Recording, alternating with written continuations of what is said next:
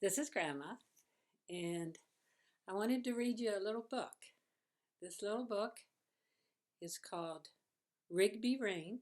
I don't know if you can see me holding it up. It's a true story about a little baby buffalo. And so I thought it'd be fun to read it to you and see what you think.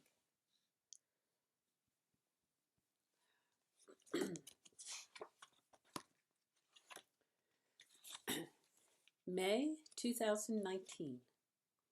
The first time we saw Rigby Rain, her mama was rejecting her. Over and over, the calf tried to do what she instinctively knew to do. She was pushed away, head-butted.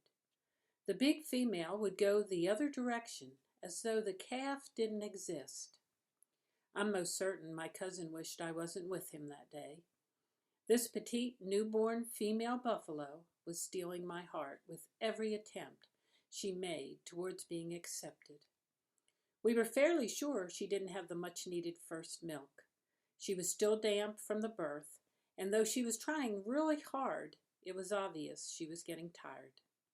There was a towel in my cousin's pickup on the seat where Lucy, the cutest dog ever, sits. I asked Lucy if I could borrow her towel and told the cousin if he separated the calf from the rest of the herd, I would toss the towel over its head and get it into the back of the pickup. He took the towel and managed to get the calf on the driver's side of the pickup. He tossed the towel over her and scooped her up. To this day, he swears she weighed about 25 pounds. She wasn't premature, just petite. As he scooped her up, I opened the tailgate, climbed into the back of the pickup, and he handed her to me.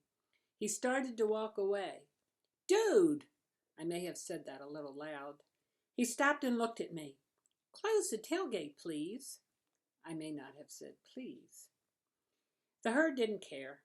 They didn't come to the pickup, didn't follow us to the gate, nothing. It was as though they all rejected her, not just the female who gave birth to her. I had on my Shrek t-shirt. She was trying to nurse anything she could. Her head was near my right shoulder. The rest of her draped across me to the left.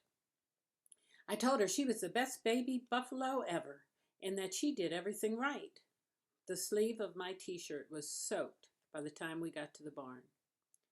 Buffalo aren't like cattle. It's really hard to raise a bottle-fed buffalo. My cousin and his wife had tried that before. I sat in the stall with the calf, and my cousin went to get a bottle, and his wife, who I thought might kill me. Raising a bottle calf is one thing.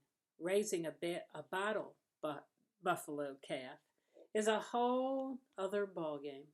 And I was leaving in a month for the summer. I wouldn't be any help. We waited for the bottle and the human mama. I told the calf she would have a really good chance of making it if she was as strong as she seemed. She rested and smiled. That's right, I see a big smile. My cousin's wife showed up that day and every single day after. This human mama has done an incredible job raising her, and Rigby Rain is an amazing animal. I'm the aunt who brings toys and plays for a little while and goes home at nap time. Even when she was a couple weeks old, she was fast. I loved it when she would barrel towards me and turn on a dime. Now that she weighs several hundred pounds, not so much. The stall and pen where Rigby would be raised was already occupied. This is Wally. He had been a bottle baby for a month or so when Rigby came along. The young steer with a cushy life and all he could eat wasn't excited about having a roommate, but he didn't seem upset by it either. As long as nothing interrupted his eating and sleeping schedule, Wally was okay.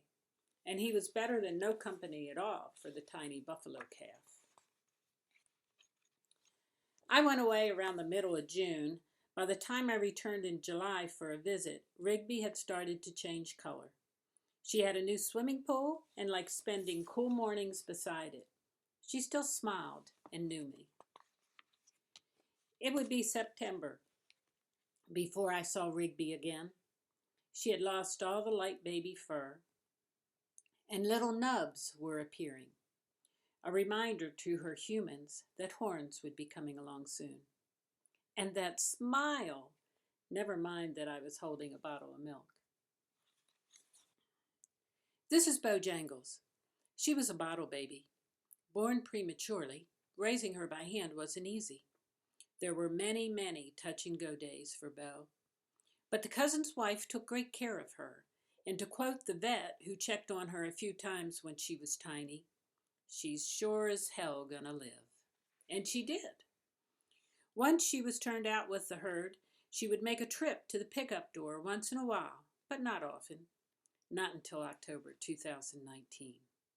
She began to enjoy a little grain and a good ear scratching. I immediately started lobbying for her to take Wally's place in the cushy indoor-outdoor life with Rigby. November 2019, my lobbying paid off. Bojangles and Rigby were introduced. All went well. Rigby was more interested in her human than Bojangles, and Bo was more interested in the green bucket groceries. Wally was around, but didn't seem interested in anything. Well, that's not entirely true.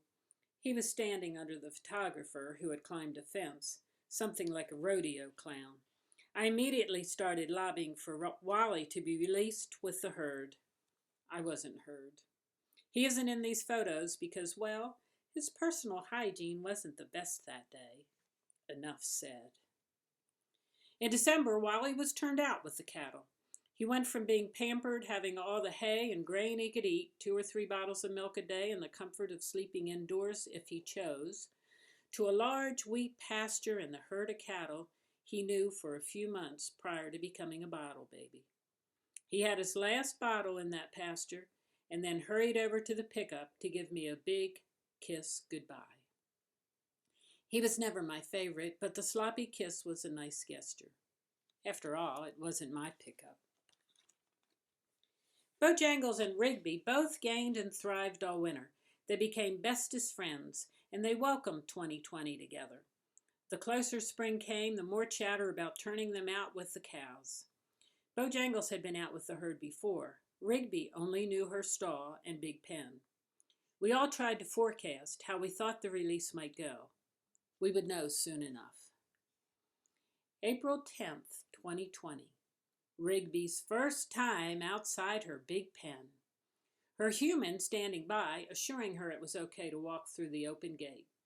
I'm glad there were no bets placed on what she would do. Sniffing her new surroundings was not what I would have bet on. But it's exactly what she did. For some minutes.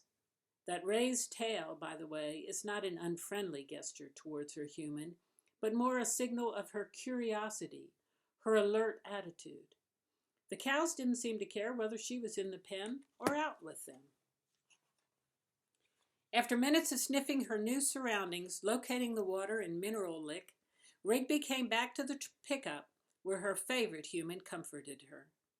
Sometimes Rigby reminds me of a big old puppy, but most of the time I compare her to the smartest horse I can imagine. She ran so much her tongue was hanging out, but she didn't slow down for long. I began to wonder if she would ever walk again. She does. At some point, Rigby's human man realized she was only going so far before coming back, so he assured her it was safe to explore further. They walked together for a while. The cattle know their human well, so this didn't trouble them at all. Before too long, Rigby and Bo were together, side by side, as they had been all winter long. The update after her first day with the herd was that Rigby was back in her pen waiting for her evening bottle just after sundown. Bo was still out with the cattle, and after a couple of days, everything still seems right in their world. There's just a little more of it to explore. And there's the back cover of the book, and I hope you enjoyed the story about Rigby Rain, the little buffalo. And Rigby is doing good. Rigby is out with the cattle and with Bo, and they are enjoying the beautiful Oklahoma weather and the beautiful grass. So I hope you enjoyed the story. That's a little bedtime story, so y'all go to bed now. I love you. Bye.